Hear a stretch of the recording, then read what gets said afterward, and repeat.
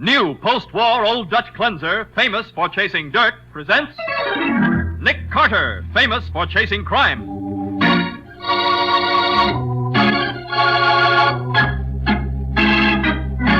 Every week at this time, two great names are joined, as new post-war Old Dutch cleanser brings you one of the most resourceful and daring characters in all detective fiction, Nick Carter, Master Detective.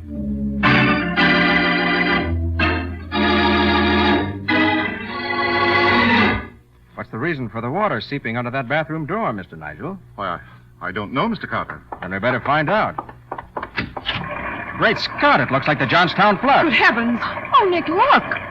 Yes. There's a girl in the tub, and she's been weighted down with a suitcase.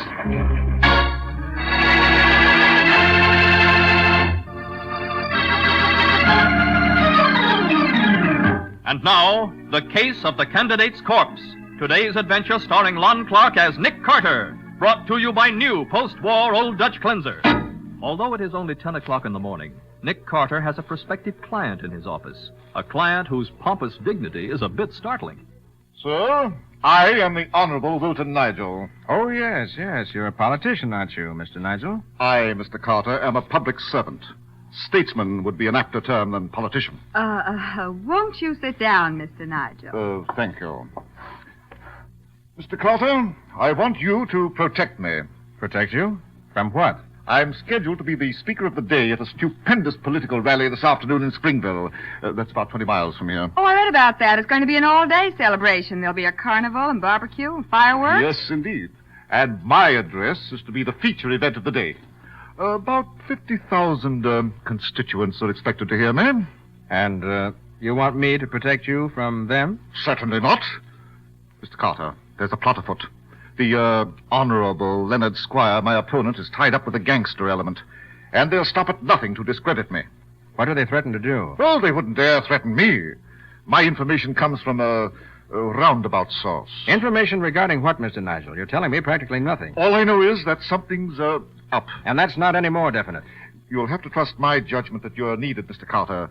And I'll pay you $5,000 to keep me from being discredited at this rally. No, thank you, Mr. Nigel. If you'd give me the whole story, maybe I could help you. But under the Then you refuse to take my case? That's entirely up to you. I regret your decision. I thought I could count on you to help me. If you change your mind, my office is still open. Good day. Honestly, of all the pompous old fuddy-duddies. He's pompous now, Patsy, but it's obvious he expects to be deflated. The man's really frightened about something. I wonder Why, you don't think anybody tried to hurt him physically, do you? I don't know. But I can't think of a better spot for skullduggery than one of those old-fashioned political rallies. Well... Bands, crowds, excitement, noise. You know, Patsy, just out of curiosity, we're going to Springville.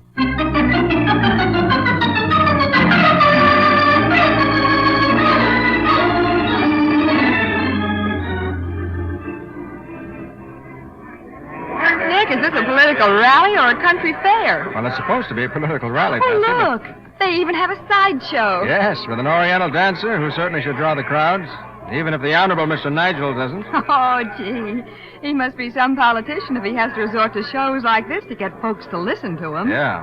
Hey, come on. All right, Let's listen to this gentlemen, barker. gather He's just up a starting little his spiel. closer. Gather up closer, gentlemen. On the inside of this tent, you will see Rosita, that dainty little Oriental dancer doing a famous landslide dance. It's a sensation, gentlemen. It's daring. It's delightful. Okay, Rosita, go on inside. All right, gentlemen, step right up to the ticket booth. Have your money ready. All right, I'll take two, please, miss. How much? I'll take one, miss, please. Go on, Rosita, hurry up. I ain't going in, Harry. Not till I get the money you owe me. I ain't got it. You got more dough in your pocket today than you ever had in your life before. Now, look, I'm Rosita. tired of being a sap. I'm leaving, Harry. What? Why, I ought to slap you silly. Where do you think you're going? I'm going to the hotel to see a guy with real money.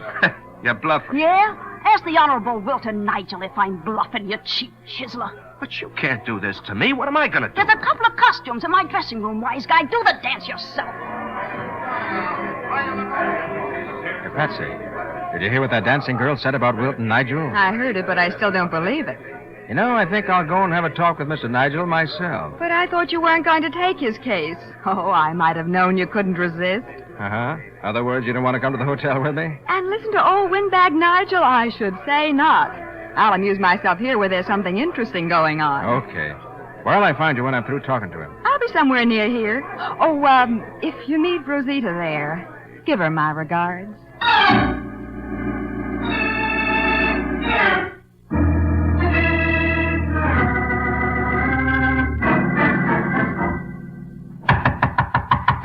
Come on, open up. Yes, Is this Mr. Wilton Nigel's suite? it is, and who may I ask are you? I'm Nick Carter. I'd like to talk to Mr. Nigel. So do I, but he isn't here. You know where he is? If I knew, I'd be there, too. Oh? And who, if I may ask, are you? I'm Mrs. Wilton Nigel. Oh, you just wait till I get my hands on that man. Is something wrong, Mrs. Nigel? Wrong? There certainly is. You see, he and I went to a political breakfast, and... Yes, I know. When I was here earlier, the desk clerk told me he was at that breakfast. So I went there to see him, but was told that he'd already left. He certainly did. When we were about half through, I left the table to make a phone call. And then when I got back, he'd disappeared. You know where he went? No, and nobody at the breakfast seemed to know either. So I waited for him. But when he didn't come back, I finally returned here alone. So, you have no idea where your husband might be now, then? No, but 2 different bellboys told me that a woman came up here this morning. A young woman in a scanty oriental costume, even had a veil over her face. A woman who had... How long have you been here? Only a few minutes. Why? And how long ago did your husband leave the breakfast? About an hour ago, more or less. Oh, there he is now. Oh, hello, Stella, dear. Sergeant Matheson, this is Hey, my wife. Nick Carter. Matty. Hey, what are you doing here? Mr. Nigel told the chief you turned him down. I did, but... Say, aren't you outside your bailiwick, Matty? Well, it's my day off, and Mr. Nigel's a personal friend of the chief, and Sergeant so I... Matheson volunteered to be my guest at this great political rally, Mr. Carter. Wait a minute, Mr. Nigel. What's that water coming from under your bathroom door? Water from Hey, under the looks box. like you need a plumber, Mr. Nigel. You better see what's the matter. Great Scott, it looks like the Johnstown flood. Oh, good heavens, you forgot to turn off the water after you shaved this morning, Wilton. I'll turn it off right now. Stella, that water's coming from the tub, and I didn't take a bath this morning. Are you sure neither of you saw a girl in this hotel suite this morning? I'm sure I didn't, but I'm not at all sure what Wilton saw. Oh, now, Stella. Hey, what's all this about a girl? There's one here, all right. In the bottom of the tub. Weighted down with a suitcase. Oh, Pete's sake. A girl in my bathtub? Matty, Yeah, you know anybody in the local police force? sure I do. What? You better give him a ring. Tell him what's happened. Okay, I will. Look, Nick, what do you figure killed her? That'll be up to the coroner, but whatever it was, it's obviously murder. Murder? Mr. Nigel, will you come here, please? Well, all right. Ever see this girl before? Well, never. Most decidedly not. Mrs. Nigel. Oh, dear. I can't. Oh, what a disgraceful costume. Looks like she was a dancer from that outfit she's got on. Yeah. Yeah. Well, I'll go see the local police chief, Nick. Oh, but if there's any publicity about this, it can ruin my whole campaign. Oh, yeah? Well, you got more in the campaign to worry about now. This is murder. Dear, oh, dear. Oh, Mr. Carter, who on earth could have done a thing like this? I don't know, Mr. Nigel. Both you and your wife had the opportunity to kill this woman. But that's preposterous. You think I'd have anything to do with a woman like that? Why, she's from the carnival, isn't she, Mr. Carter? She is. And I happen to know she left the carnival grounds close to 2 hours ago. Where were you then? Why, at the political breakfast, and I haven't been back here since. And you, Mrs. Nigel, where were you? I was, Carter, catch her. She's fainted. I've got her. Oh, good. Here, put her on the Davenport. I'll give you a hand. Oh, easy now. Now, there. She'll be all right in a minute. You better get her some water. Oh, well, of course, Mr. Carter. Mr. Nigel, would you have any idea why your wife fainted? Why, no, unless it's the shock of finding a dead body in our bathtub. It wouldn't have been because she didn't want to tell me where she was, would it? Oh, ridiculous. She was at the breakfast with me. She there all the time? Why, You may as well tell me, Nigel. I can easily find out from those who were there. yes. Well, no, Mr. Carter.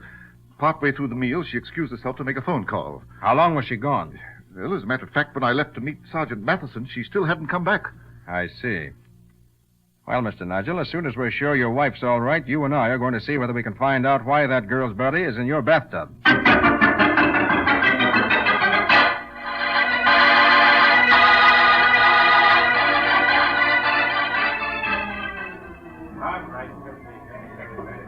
You're going to this carnival sideshow? I am, Nigel. But, Carter, I can't be seen in a place like this Palace of Oriental Wonders. Don't worry. We aren't going in. Thank heaven. The man who runs the show can give us the information I want. Oh, pardon me, mister. Huh? Did you have a girl named Rosita working for you earlier today? Did I? Why, I still got it, gents. Rosita, the snappiest little Oriental dancer this side of Panama. There'll be a new show in just a few minutes, boys. Listen, Mr. I had Harry Hall, boys. Outstanding producer, high-class educational, and refined entertainment. And you're sure Rosita's still here? Why, sure, I'm sure. You'll see the little lady in all her glory in just a minute, boys. Give the music the needle, Louie. All right, looky. Men, I'm about to show you the most beautiful bit of feminine pulchritude you've ever seen. Rosita, the famous Oriental dancer. Come on out, Rosita. Why, Mr. Carter, isn't that your... Scott, it's Patsy.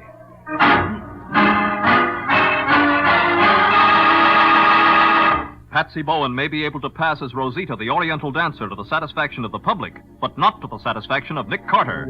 We'll find out the reason for Patsy's masquerade in just a moment.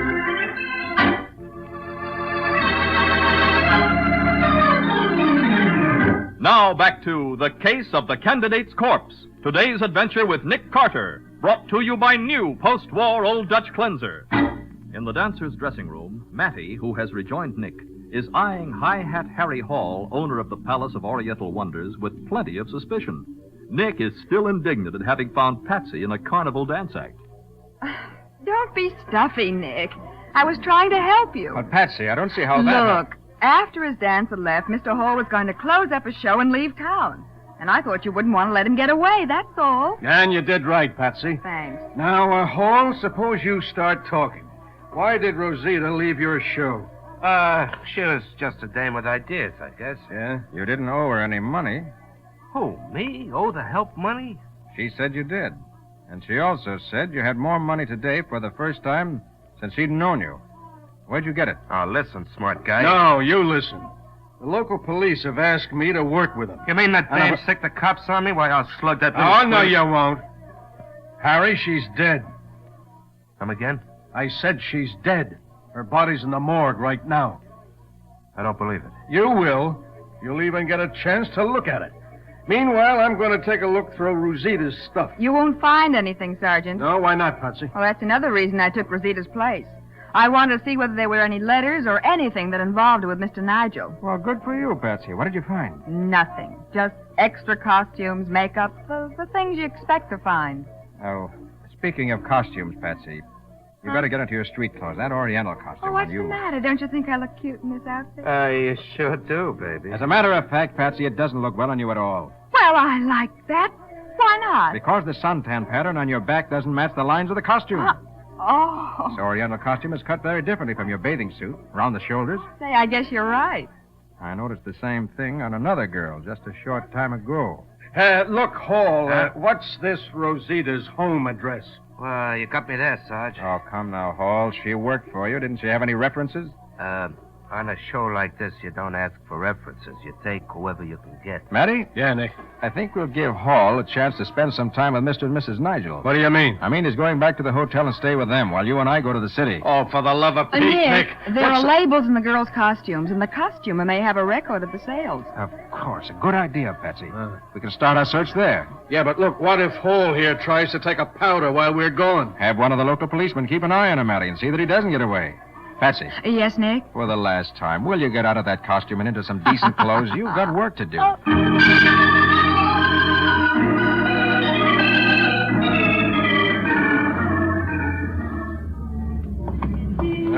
lot of good it'll do us to make this trip, Nick. Well, we already got Rosita's address from the costumer, didn't we? Yeah, we already know her address, the morgue. Yeah. The costumes were sold to a dance team called the Casal Sisters. Yeah, we'll find the address, and it'll be a theatrical boarding house where they won't even remember Rosita. Oh, yeah? This is the place right here. Huh? And it doesn't look like any cheap theatrical boarding house to me. No. Hey, you're right. This is a pretty fair-looking apartment building at that, Nick. Now, let's see. Hey, we're in luck. Oh, yeah?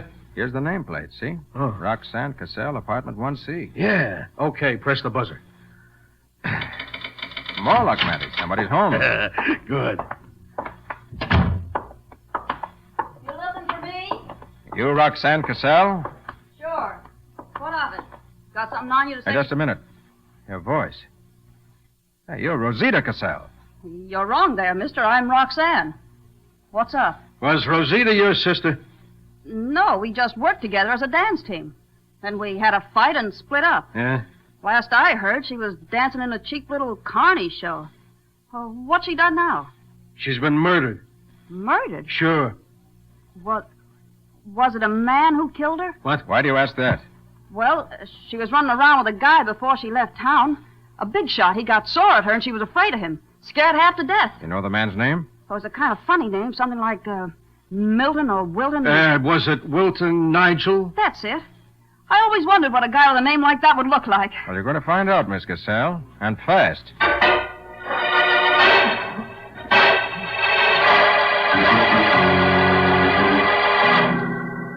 Patsy, I thought I told you nobody was to leave this hotel room. Where are Mrs. Nigel and Mr. Hall? They're with the local police, Nick. How come? Well, they wanted Hall to identify the body, and they wanted to question Mrs. Nigel about leaving that political breakfast before it was over. Sergeant Matheson, are the police questioning Stella because they think that she... Look, Mr. Nigel, this is a murder case. They'll be questioning you, too, when they hear what this young lady here has to say. What?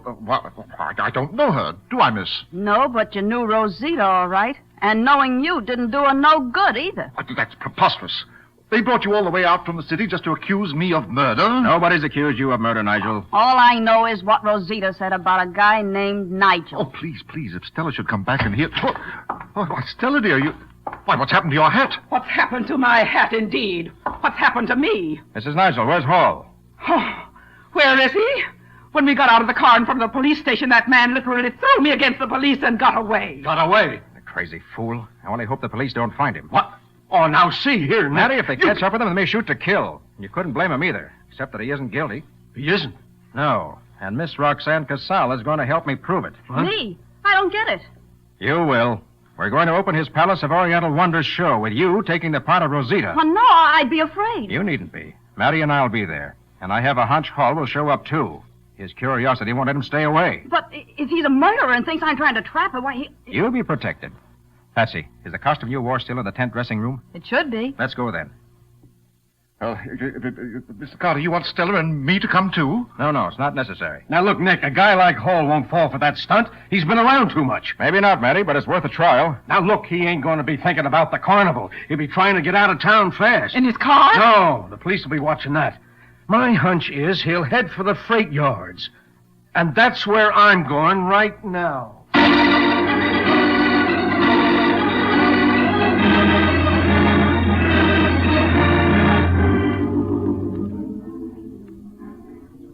But it's so hot in this tent, Wilton. Stella, dear, we have to stay here. Mr. Carter said so. And I suppose we have to watch that woman do a dance. I'm afraid you do, Mrs. Nigel.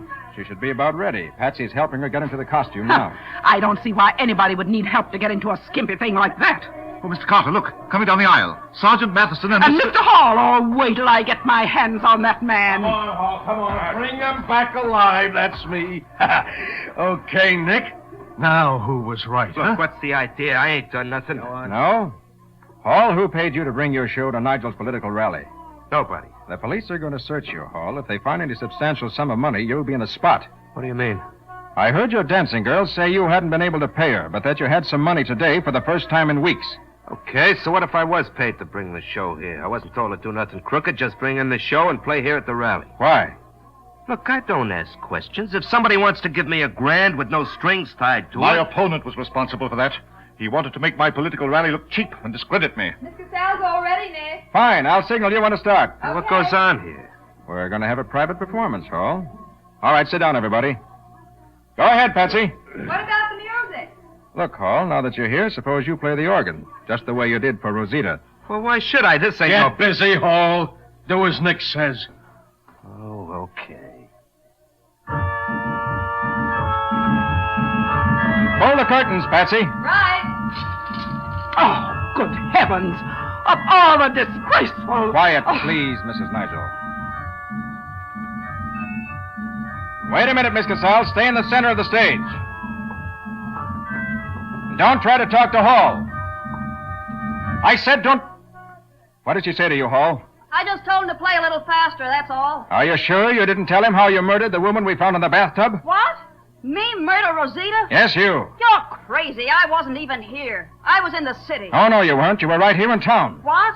Your name may be Roxanne, but you've been working for Hall under the name of Rosita. But it was the real Rosita who was murdered. You don't know what you're talking about. How about it, Hall? Is this the girl who worked for you or not?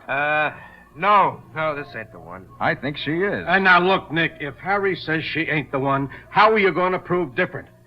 Nobody else ever saw that dancer without her veil but him. Yeah, go ahead, Mr. Carter. Prove I was the one who was working for Hall. All right, I will. Your costume's a dead giveaway. What? The suntan pattern on your back, it fits the cut of your costume perfectly. Come again? Standing out in the sun every afternoon doing the ballyhoo on your show, Hall, Roxanne got a tan that fits the lines of the costume she wore. The same costume she's wearing now. But the girl in the bathtub wasn't tanned that way. The pattern of her suntan didn't fit the costume. The dead girl never worked for you, Hall. Okay, you're right, Carter. No use trying to bluff any longer. No, you fool! I told you while I was dancing I'd split with you if you'd stick with me. I was giving you a chance to You'd make have given him the same treatment you gave Rosita the first chance you got. I've got a treatment for all of you if you try to stop me. A lead treatment. Under this veil that's draped over my right hand, I'm holding a gun aimed at Miss Bowen's back. Should I let her have it, Nick? Not if you want Miss Bowen to live. She's going to leave with me. And if any of you try to follow her, she gets shot. So if you want me bad enough to have her killed, come right ahead.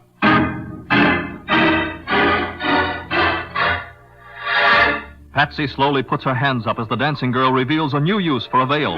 Nick hesitates as the two climb down off the platform. We'll see what happens in just a moment.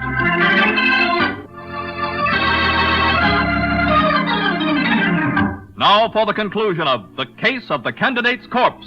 Today's adventure with Nick Carter, brought to you by new post-war Old Dutch Cleanser. With her veil-covered revolver pressed firmly against Patsy's back, the dancing girl moves toward the rear of the tent. Keep away from me if you want a live secretary, Mr. Carter. You heard her, so help me. It's all up to you. If you don't follow me, she'll be all right. Toss me your car keys, Harry. Now look. Be quick about it. Okay. Now, lift up the side wall of the tent, Miss Bowen. Lift up the what? The tent canvas. Lift it up so we can get under the tent. Oh, okay. There. Higher, you dope. I can't. That's as high as it goes. All right, hold it steady while I get under it. Don't you... Hey! I've got her, Nick! You've got me, have you, you little son... Matty, hold the canvas up off so I can get a hold of it. Right, Nick. Watch out, Patsy. Don't let it... Okay, I've got it. Hurry, Mr. Carter, before she kills somebody. All right, Patsy, you can relax. I've got her gun. Yeah, and I got her. That's what you think. Why, Oh, no, you won't. Now shut up and behave yourself. You all right, Patsy? I guess so. A couple of sore spots, but that's all. Knocking her over with your foot when she bent down to get under the tent wall was fast thinking, Patsy. Remind me to tell you later what a smart girl you are. Why, thanks, Well, she's Nick. not so hot. If I hadn't been off balance, I'd never... All right, Roxanne. Why did you kill Rosita? Rosita had it coming to her. Why? She had me working in this Connie job under her name. Because she was working a blackmail racket and wanted an alibi if anything went wrong. And she could claim she was out of town with Hall's show? Yeah. Was Rosita planning to blackmail Mr. Nigel? No.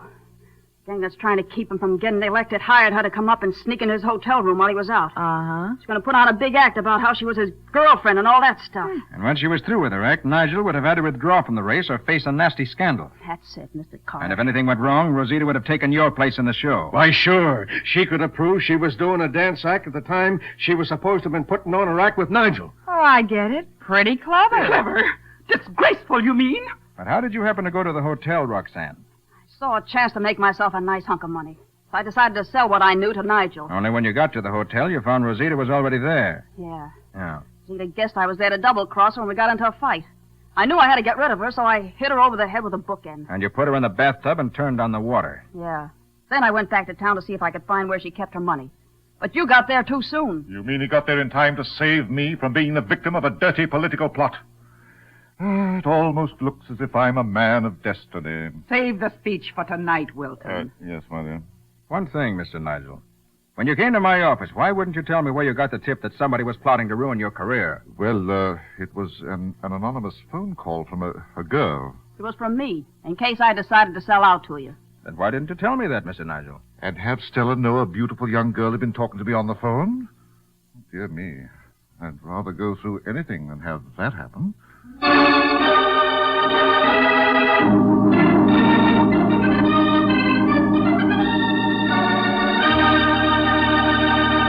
Well, Nick, what about the adventure that new post-war Old Dutch Cleanser will bring us next week? It's a story about a woman who writes soap operas, Mike, and does a good job of it, until the murder she writes about actually happens in real life. And every suspect has a perfect alibi, too. But when the radio actress who plays the part of the murder victim disappears... Wait a minute. This is getting too complicated. Not complicated, Mike. Just puzzling. For such a simple murder, it was almost perfect. In fact, it might have been completely perfect if I hadn't bluffed. Well, it sounds wonderful, Nick. What do you call this adventure? I call it The Case of the Substitute Slayer.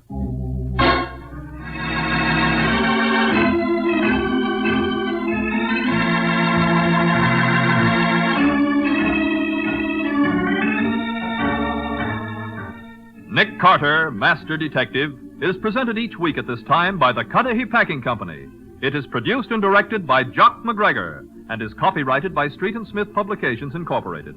Charlotte Manson is featured as Patsy. Mattie is played by Ed Latimer. Today's script was written by George B. Anderson. Original music is played by Henry Silverne. This program is fictional, and any resemblance to actual persons, living or dead, is purely coincidental. This is Youth Month, and we are happy to join the salute to young America, upon whom our country's future depends. But a salute is not enough. We must see that every American child has the opportunity to become a happy, useful citizen. To do this, we must make our homes our children's homes. We must know their schools, teachers, and playmates. We must provide the kind of recreation that results in physical and mental health. So let's make this month significant by observing its principles the year round, thus assuring our children of an even better America. This is Michael Fitzmaurice saying, when minutes count, use new post-war Old Dutch Cleanser.